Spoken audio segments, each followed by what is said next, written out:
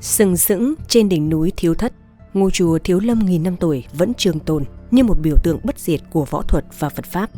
Thế nhưng đằng sau những bức tường cổ kính ấy lại ẩn chứa một câu chuyện gây chấn động về vị trụ trì đương nhiệm Thích Vĩnh Tín. Từ một nhà sư trẻ được trao y bát ở tuổi 22 trong những hoàn cảnh đầy bí ẩn, Thích Vĩnh Tín đã nhanh chóng trở thành một CEO nhà chùa với đế chế kinh doanh lan rộng khắp nơi. Con đường hoằng pháp của ông liên tục vướng vào những bê bối động trời, từ cáo buộc soán vị sư phụ, tham mô công quỹ đến lùm xùm tình ái với nhiều phụ nữ và thậm chí có con riêng. Thế nhưng dù đối mặt với vô số chứng cứ, Thích Vĩnh Tín không những không ngã ngựa mà còn ngày càng củng cố quyền lực, biến Thiếu Lâm Tự thành một đế chế thương mại khổng lồ. Điều gì đã giúp vị trụ trì này thoát hiểm một cách ngoạn mục như vậy? Bí ẩn nào đang ẩn giấu đằng sau bức màn huyền bí của ngôi chùa cổ, nơi võ thuật, kinh doanh và những toan tính chính trị đan xen chặt chẽ? Xin chào các bạn, mình là Thu Thảo. Chào mừng các bạn đến với kênh Tội Phạm Có Thật, nơi mỗi câu chuyện là một mảnh ghép của hiện thực nghiệt ngã và những bí mật tưởng chừng đã bị lãng quên. Hôm nay chúng ta sẽ cùng nhau vén màn những trang sử ít người biết về Thiếu Lâm Tự, khám phá câu chuyện đằng sau ánh hào quang của ngôi chùa võ thuật danh tiếng bậc nhất Trung Hoa. Đừng quên nhấn đăng ký kênh và bật chuông thông báo để không bỏ lỡ những tập tiếp theo. Cảm ơn các bạn đã đồng hành. Để hiểu rõ hơn về những tranh cãi xoay quanh Thiếu Lâm Tự ngày nay, chúng ta cần quay ngược thời gian, trở về với cội nguồn lịch sử của ngôi chùa huyền thoại này. Nằm trên núi Thiếu Thất thuộc dãy Tần Lĩnh hùng vĩ, Thiếu Lâm Tự đã trở thành một biểu tượng văn hóa và tâm linh của Trung Hoa. Tên gọi Thiếu Lâm nghĩa là chùa trong rừng Thiếu Thất, xuất phát từ vị trí biệt lập giữa núi rừng hùng vĩ. Hành trình lịch sử của Thiếu Lâm Tự bắt đầu từ năm 495 sau Công nguyên, khi Cao Tăng Bạt Đà từ Ấn Độ đến Trung Quốc dưới triều đại Bắc Ngụy. Nhằm tôn vinh Phật Pháp, vua Hiếu Văn Đế đã cho xây dựng Thiếu Lâm Tự trên núi Tung Sơn, tạo điều kiện để Bạt Đà truyền bá giáo lý. Tại đây, Bạt Đà đã dưỡng dục nhiều đệ tử xuất sắc, trong đó có Huệ Quang và Tăng Hậu, đặt nền móng cho sự phát triển của Thiếu Lâm Tự. Sau này, Bồ Đề Đạt Ma, một nhân vật quan trọng bậc nhất trong lịch sử Phật giáo, đã đến Thiếu Lâm Tự và tọa thiền suốt 9 năm trong một hang đá, trở thành tổ sư của Thiền Tông Trung Hoa. Chính ông đã đưa Thiếu Lâm Tự trở thành trung tâm của dòng thiền này. Không chỉ là một trung tâm Phật giáo, Thiếu Lâm Tự còn gắn liền với võ thuật và những câu chuyện anh hùng. Tương truyền vào năm 618, khi Lý Uyên khởi binh chống lại nhà Tùy và lập nên nhà Đường, Thiếu Lâm Tự đã đóng một vai trò quan trọng. Trong trận chiến then chốt tại Lạc Dương 2 năm sau đó, Lý Thế Dân, con trai Lý Uyên, bị quân của Vương Thế Sung bắt giữ. Hay tin, Thiếu Lâm Tự đã cử 13 võ tăng tinh nhuệ, không chỉ tinh thông võ nghệ mà còn mưu trí, dũng cảm, bí mật xâm nhập Lạc Dương và giải cứu thành công Lý Thế Dân. Tuy câu chuyện 13 võ tăng cứu Đường Vương không được ghi chép trong chính sử, nhưng nó đã trở thành huyền thoại lưu truyền trong dân gian và tư liệu của Thiếu Lâm Tự. Tên tuổi của 13 vị anh hùng này vẫn còn được ghi lại, minh chứng cho sự kiện trọng đại ấy. Bức bích họa 13 nhà sư cứu Đường Vương tại Điện Quan Âm của Thiếu Lâm Tự ngày nay là minh chứng sống động cho truyền thống võ học và tinh thần nghĩa hiệp của chùa. Sau chiến công giải cứu Lý Thế Dân, Thiếu Lâm Tự được Đường Thái Tông ban thưởng hậu hĩnh với ruộng đất và tước hiệu cho 13 vị võ tăng. Uy danh tăng binh cũng bắt đầu gắn liền với các nhà sư Thiếu Lâm từ đây. Triều đình nhà Đường thậm chí còn cho phép Thiếu Lâm Tự mở nhiều phân viện trên khắp cả nước, đồng thời cử tăng binh huấn luyện võ thuật cho quân đội, góp phần khẳng định danh xưng võ đường đệ nhất thiên hạ. Thiếu Lâm Tự không chỉ ghi dấu ấn sâu đậm trong lịch sử mà còn trở thành một biểu tượng bất hủ trong văn hóa đại chúng. Năm 1982, bộ phim Thiếu Lâm Tự ra mắt, tái hiện đầy hào hùng câu chuyện 13 võ tăng cứu Đường Vương, tạo nên một hiện tượng tại Trung Quốc. Hình ảnh những bậc anh hùng Thiếu Lâm đã trở thành nguồn cảm hứng bất tận cho nhiều thế hệ thanh niên, khơi dậy giấc mơ trở thành cao thủ võ học, giống như các nhân vật huyền thoại trong tiểu thuyết kiếm hiệp Kim Dung.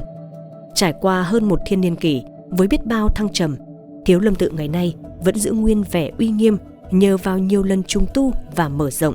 Với diện tích hơn 50.000 m², ngôi chùa sở hữu những công trình kiến trúc nổi bật như Đại Hùng Bảo Điện, Thiên Vương Điện và đặc biệt là Tàng Kinh Các, nơi từng lưu trữ hàng vạn bộ kinh thư quý giá, được mệnh danh là kho tàng tri thức bậc nhất Trung Nguyên.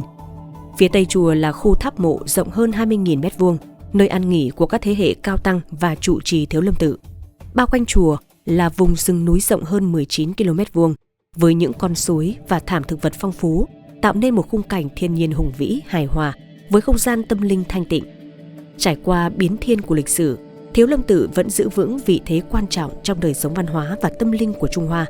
Tuy nhiên, bước sang thế kỷ 21, ngôi chùa cổ kính này đã chứng kiến một cuộc chuyển mình ngoạn mục, trở thành một tập đoàn kinh tế khổng lồ với sự giàu có và tầm ảnh hưởng vượt xa giới hạn của một cơ sở tôn giáo truyền thống. Nhân vật trung tâm của sự thay đổi này không ai khác chính là Thích Vĩnh Tín, vị trụ trì đương nhiệm. Theo tiểu sử chính thức, Thích Vĩnh Tín, tên tục là Lưu Ứng Thành, sinh năm 1965 tại huyện Phú Dương, tỉnh An Huy. Ông xuất gia tại Thiếu Lâm Tự năm 16 tuổi, quy y cửa Phật dưới sự dẫn dắt của thiền sư Hành Chính. Do sư phụ tuổi cao sức yếu, Thích Vĩnh Tín được gửi theo học võ thuật với cư sĩ Hạo Thích Trai. Năm 1986, thiền sư Hành Chính trở thành trụ trì đời thứ 29 của Thiếu Lâm Tự. Nhưng chỉ một năm sau, ông viên tịch tại bệnh viện Chùa Bạch Mã, hưởng thọ 73 tuổi. Trước khi qua đời, ông đã truyền y bát cho Thích Vĩnh Tín, kèm theo lời dặn dò đầy ẩn ý: hãy xây thêm nhà, tích trữ lương thực. Và như vậy, ở tuổi 22, Thích Vĩnh Tín đã bước lên cương vị lãnh đạo của một trong những ngôi chùa nổi tiếng nhất thế giới. Tuy nhiên, câu chuyện về con đường trở thành trụ trì của Thích Vĩnh Tín vẫn còn nhiều điểm mơ hồ. Nhiều nghi vấn được đặt ra, đặc biệt là khoảng thời gian 12 năm giữa lúc thiền sư Hành Chính viên tịch và lễ tấn phong trụ trì đời thứ 30 của Thích Vĩnh Tín. Nếu thực sự đã được truyền y bát, tại sao lại có khoảng thời gian trống kéo dài đến như vậy? Trong bối cảnh những năm 1980, khi việc tiếp cận thông tin vẫn còn nhiều hạn chế, sự thật đã bị bao phủ trong màn sương bí ẩn. Mãi đến năm 2015, những góc khuất mới dần được hé lộ, đưa câu chuyện này ra ánh sáng. Chúng ta sẽ cùng đào sâu hơn vào những bí ẩn này ở phần sau. Còn bây giờ, hãy tiếp tục theo dõi hành trình của Thích Vĩnh Tín, từ một nhà sư trẻ tuổi đến một trụ trì quyền lực, để hiểu rõ hơn về những biến động đã làm thay đổi diện mạo Thiếu Lâm Tự trong suốt những thập kỷ qua. Kể từ khi đảm nhiệm cương vị trụ trì, Thích Vĩnh Tín đã vận dụng triệt để lời dạy của sư phụ, xây thêm nhà, tích trữ lương thực, biến nó thành kim chỉ nam cho mọi hoạt động của Thiếu Lâm Tự. Dưới sự lãnh đạo của ông, tài sản của ngôi chùa gia tăng chóng mặt. Một trong những thay đổi lớn nhất chính là chính thức thương mại hóa du lịch, bắt đầu thu phí tham quan. Vốn đã nổi danh với bề dày lịch sử cùng những màn trình diễn võ thuật mãn nhãn trên phim ảnh, Thiếu Lâm Tự nhanh chóng trở thành điểm đến thu hút hàng triệu du khách, ước tính lên đến 3 triệu lượt mỗi năm. Không chỉ dừng lại ở việc bán vé vào cửa, Thích Vĩnh Tín còn nhận ra tiềm năng khổng lồ từ nhu cầu tâm linh của du khách. Hiểu rõ tâm lý cầu phúc cầu may của người dân, Thiếu Lâm Tự giới thiệu các gói cúng dường với mức giá đa dạng, từ vài chục đến hàng nghìn nhân dân tệ, đáp ứng mọi phân khúc khách hành hương.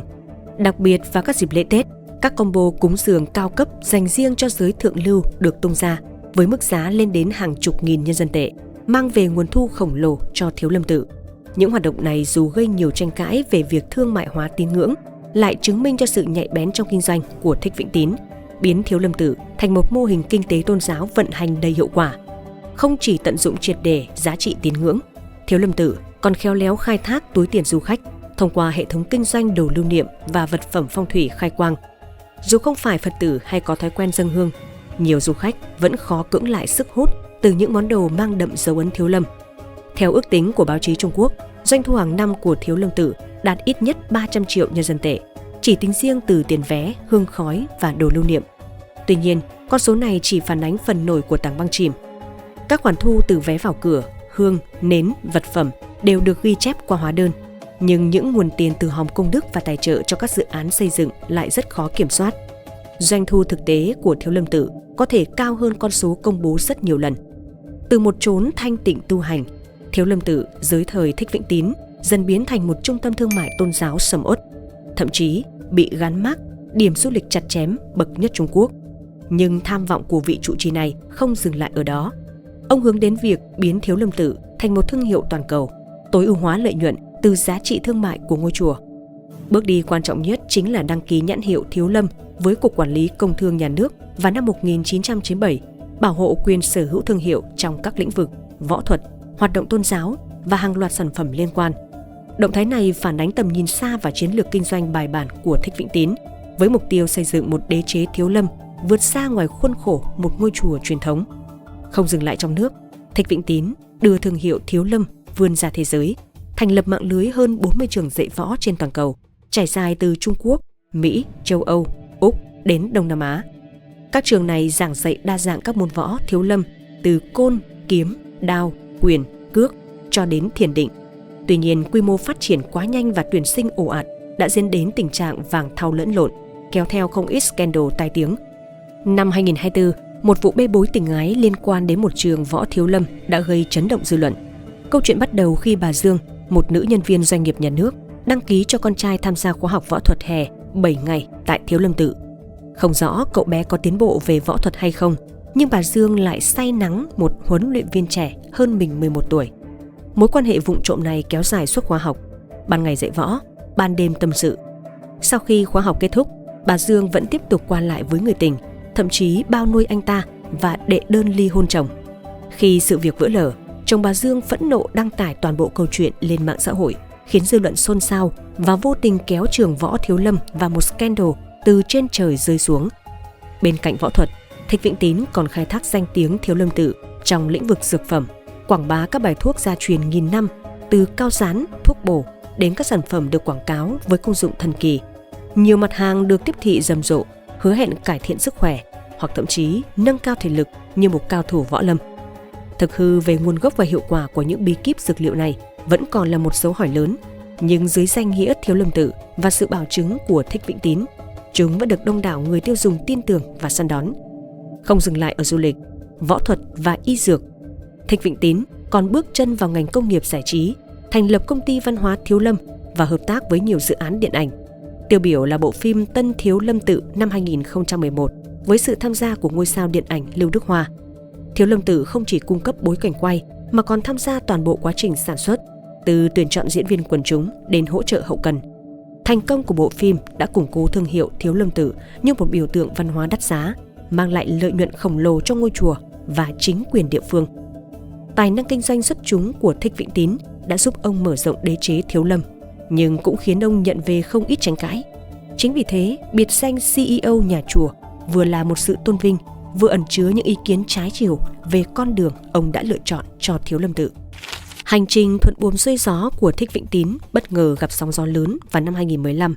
Tháng 7 năm đó, một bài đăng trên mạng xã hội đã gây chấn động dư luận, làm rung chuyển cả Thiếu Lâm Tự. Nhà sư Thích Chính Nghĩa công khai tố cáo Thích Vĩnh Tín tham nhũng, đặt ra câu hỏi nhức nhối: ai sẽ giám sát con hổ lớn này? Bài đăng không chỉ dừng lại ở những cáo buộc tài chính mà còn hé lộ một bí mật động trời. Thích Vĩnh Tín từng bị chính sư phụ của mình, thiền sư hành chính, xử lý. Trong giới Phật giáo, xử lý đồng nghĩa với việc bị trục xuất khỏi chùa, không còn được công nhận là đệ tử. Theo Thích Chính Nghĩa, nguyên nhân sâu xa của sự việc này xuất phát từ tham vọng quyền lực của Thích Vĩnh Tín, lập bè, kết phái, thao túng nội bộ Thiếu Lâm, thậm chí biển thủ tài sản và chiếm đoạt bảo vật quý giá trong chùa. Hành vi này khiến thiền sư hành chính vô cùng phẫn nộ, quyết định dọn dẹp môn hộ vào năm 1987, chính thức trục xuất Thích Vĩnh Tín khỏi Thiếu Lâm Tự. Lời tố cáo của Thích Chính Nghĩa càng thêm sức nặng khi thiền sư Đức Thiền, một cao tăng đức cao vọng trọng của Thiếu Lâm Tự, xác nhận thông tin này qua một bức thư. Để củng cố tính xác thực, Thích Chính Nghĩa đã công khai các văn bản do thiền sư hành chính và thiền sư Đức Thiền gửi lên Hiệp hội Phật giáo Trung Quốc, yêu cầu xử lý Thích Vĩnh Tín. Theo Thích Chính Nghĩa, sau khi thiền sư hành chính viên tịch năm 1987, người được truyền y bát và lẽ ra trở thành trụ trì đời thứ 30 của Thiếu Lâm Tự phải là thiền sư Hành Hiếu, chứ không phải Thích Vĩnh Tín. Tuy nhiên, do chưa được Hiệp hội Phật giáo Trung Quốc và Cục Tôn giáo Nhà nước chính thức công nhận, thiền sư Hành Hiếu chỉ giữ chức danh chủ trì tạm quyền. Lợi dụng tình thế này, Thích Vĩnh Tín dù đã bị trục xuất khỏi chùa, đã tìm cách trở lại Thiếu Lâm Tự nhờ sự hậu thuẫn của cư sĩ Hạo Thích Trai. Bằng khả năng vận động chính trị và sự khéo léo trong quan hệ đối ngoại, Thích Vĩnh Tín dần củng cố quyền lực, thao túng bộ máy quản lý, đưa mình ngang hàng với thiền sư Hành Hiếu. Cuối cùng bằng những toan tính tinh vi, ông đã loại bỏ hoàn toàn thiền sư Hành Hiếu, một người chỉ chuyên tâm vào kinh kệ và không màng thế sự. Mãi đến 12 năm sau khi tái xuất giang hồ, khi các cao tăng có uy tín trong chùa đều đã vắng bóng, Thích Vĩnh Tín mới chính thức tổ chức lễ tấn phong trụ trì. Tuy nhiên, buổi lễ này chỉ có sự tham gia của những đệ tử thân tín của ông, làm dấy lên nhiều nghi vấn về tính hợp pháp của sự kiện. Không chỉ cáo buộc Thích Vĩnh Tín cướp ngôi trụ trì, Thích Chính Nghĩa còn đưa ra hàng loạt tố cáo nghiêm trọng liên quan đến tài chính và đời tư cá nhân của ông, khiến dư luận bàng hoàng và phẫn nộ. Những góc khuất đằng sau vẻ ngoài hào nhoáng của vị trụ trì quyền lực dần bị vạch trần. Trong số các cáo buộc Đáng chú ý là tin đồn về mối quan hệ giữa Thích Vĩnh Tín và Nico Thích Diên Quả, cùng việc ông chi tiền để bịt đầu mối. Tuy nhiên, thông tin này chưa được xác thực và chưa có bằng chứng cụ thể. Tương tự, cáo buộc Thích Vĩnh Tín dùng tiền dụ dỗ Quan Lệ Lệ, một cô gái ở Cáp Nhĩ Tân và có con riêng với cô ta, cũng thiếu cơ sở vững chắc, dù một số báo cáo độc lập đã nhắc đến mối quan hệ ngoài luồng này. Ngược lại, mối quan hệ giữa Thích Vĩnh Tín và Nico Hàn Minh Quân, Phó Hội trưởng Hiệp hội Phật giáo Hà Nam, lại có nhiều chứng cứ xác thực hơn. Theo các tài liệu điều tra, Hàn Minh Quân đã sinh con gái cho Thích Vĩnh Tín vào năm 2009, đặt tên là Hàn Giai Ân. Hơn nữa, việc Thích Vĩnh Tín chuyển nhượng cổ phần trong các công ty thuộc đế chế Thiếu Lâm cho Hàn Minh Quân cũng là sự thật. Cụ thể, Hàn Minh Quân nắm giữ 35% cổ phần tại công ty Charlene Happy Earth, một trong những doanh nghiệp trụ cột của hệ thống kinh doanh mang thương hiệu Thiếu Lâm. Ngoài ra, các cáo buộc về việc Thích Vĩnh Tín sở hữu hàng loạt siêu xe trị giá hàng triệu nhân dân tệ cũng được xác nhận.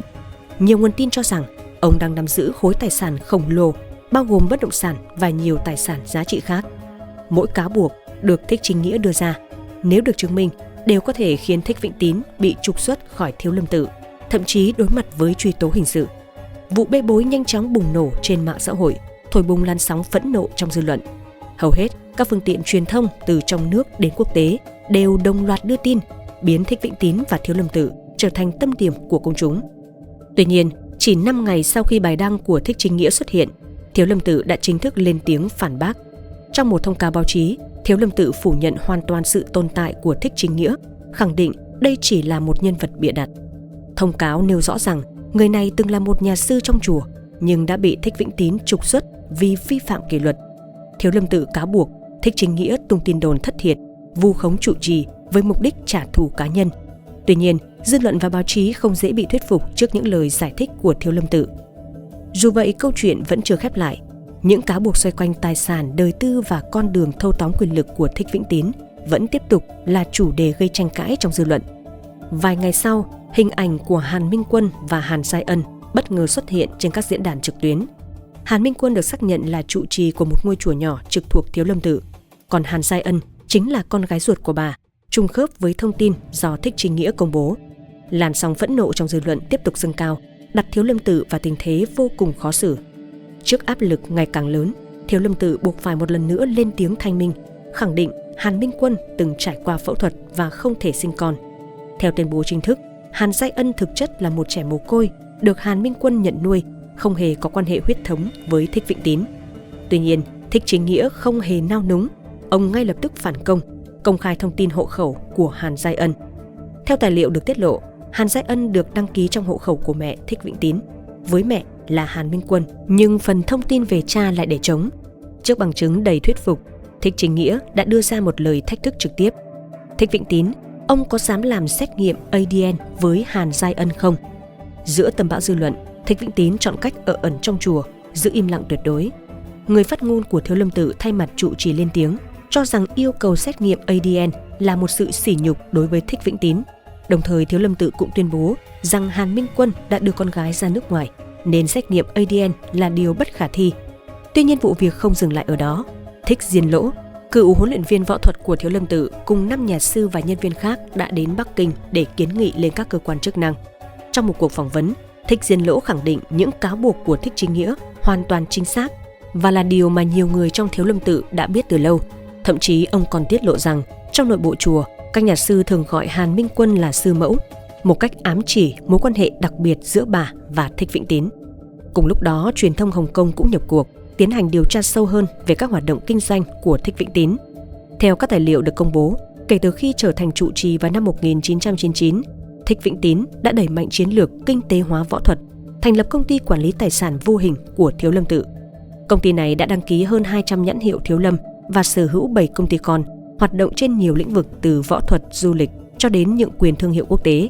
Trong số đó, Charlene Happy Earth được xác định là công ty lớn nhất, chuyên kinh doanh nhượng quyền thương hiệu Thiếu Lâm Tự, cung cấp sản phẩm võ thuật, vật phẩm phong thủy và nhiều mặt hàng thương mại khác.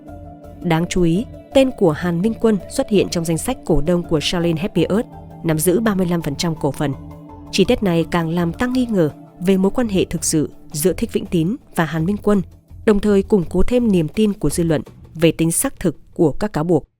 Trước làn sóng phản ứng dữ dội của dư luận, Hiệp hội Phật giáo Trung Quốc buộc phải lên tiếng, cam kết sẽ tiến hành điều tra, làm rõ vụ việc. Tuy nhiên bất ngờ thay, cơn bão dư luận nhanh chóng lắng xuống một cách khó hiểu. Kể từ tháng 10 năm 2015, mọi thông tin về Thích Chính Nghĩa và Thích Diên Lỗ đều biến mất khỏi Internet, như thể họ chưa từng tồn tại. Ngay sau đó, Thích Vĩnh Tín tái xuất, khẳng định bản thân trong sạch. Ông tuyên bố mức lương hàng tháng của mình chỉ vỏn vẹn 700 nhân dân tệ. Cuộc sống hàng ngày chỉ quanh quẩn với việc tu hành, đồng thời kêu gọi mọi người không nên tin vào những tin đồn thất thiệt. Thiếu Lâm Tự cũng ra thông cáo chính thức, cáo buộc Thích Diên Lỗ và những người liên quan bịa đặt vu khống Thích Vĩnh Tín do bất mãn vì bị đuổi khỏi chùa. Đáng chú ý, truyền thông chính thống đồng loạt lên tiếng bênh vực Thích Vĩnh Tín, góp phần dập tắt vụ bê bối chấn động này.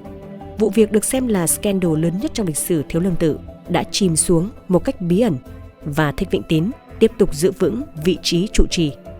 Mọi chuyện tưởng chừng đã bị lãng quên cho đến năm 2024, khi Thích Vĩnh Tín tham dự hội nghị biến đổi khí hậu của Liên Hợp Quốc. Cư dân mạng đã đào mộ lại scandal năm xưa, khiến những nghi vấn về sự giàu có và đời tư của Thích Vĩnh Tín một lần nữa được khơi lại. Có người ước tính tài sản của Thích Vĩnh Tín đã lên tới hàng tỷ nhân dân tệ, biến ông trở thành tỷ phú đầu tiên trong giới tăng lữ. Thậm chí còn có tin đồn Thích Vĩnh Tín sở hữu biệt thự và nhiều tài sản giá trị khác ở Mỹ và châu Âu. Nhiều người cho rằng ông đang lên kế hoạch di cư ra nước ngoài để đoàn tụ với người tình và con gái. Tuy nhiên, những thông tin này vẫn chưa được kiểm chứng và chỉ dừng lại ở mức tin đồn. Thời gian trôi qua, những cái tên như Thích Diên Lỗ hay Thích Chính Nghĩa dần chìm vào quên lãng. Không còn ai đứng lên vạch trần hay bàn tán về những bê bối năm xưa.